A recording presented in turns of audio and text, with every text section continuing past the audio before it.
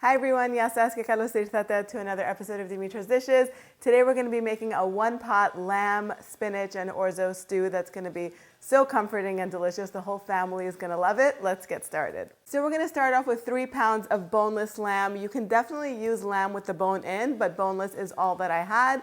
I just cut it into cubes, and I'm just going to brown it in a few batches in some olive oil. So I have some olive oil heating over medium-high heat in my pot. I'm just going to add the first batch of lamb cubes in here, season with a little bit of salt and pepper, and brown them on both sides for about 2 to 3 minutes until they're nice and golden.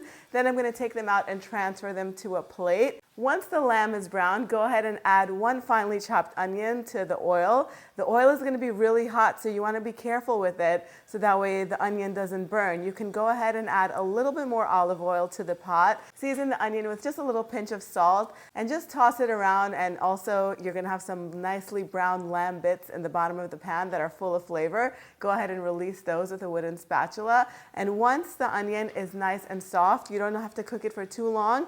Then you can go ahead and add 4 garlic cloves that have been finely grated and just warm them through for a few seconds. Once that's done, go ahead and add the browned lamb cubes back into the pot with 1 15-ounce can of crushed tomatoes. Of course, if you have fresh tomatoes, you can grate those and put them in.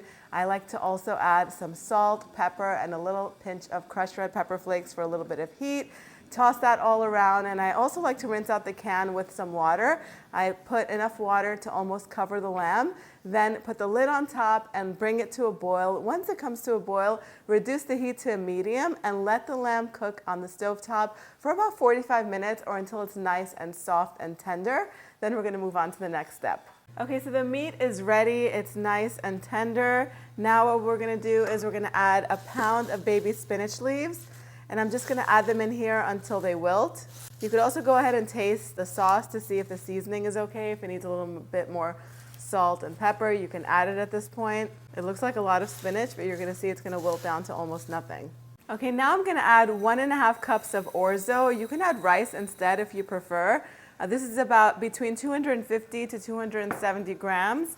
I'm going to season with a little bit more salt for the orzo. You can add more salt later on if you please. And then I've juiced 2 lemons. That's about 1/4 cup of lemon juice. I'm going to add that as well. With 4 cups of water, if you want to, you can add chicken broth instead of the water. Taste it one more time.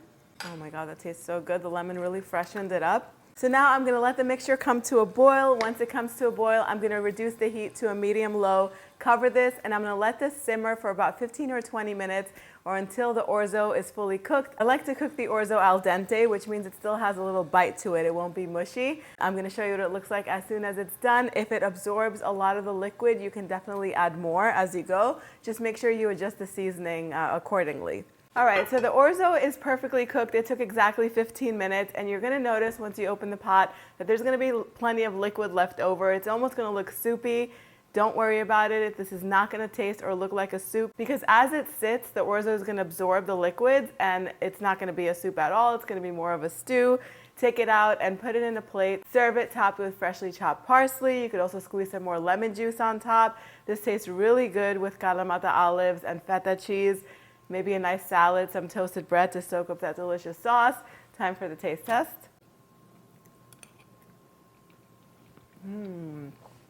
This is the perfect combination of uvetzi and spinach. Uvetzi is an orzo and lamb or beef stew that starts off on the stovetop and then ends up in the oven. You can definitely finish this off in the oven if you want a little bit of a crispy top. So delicious. The spinach gives it a nice, it just mellows it out and just makes it kind of creamy.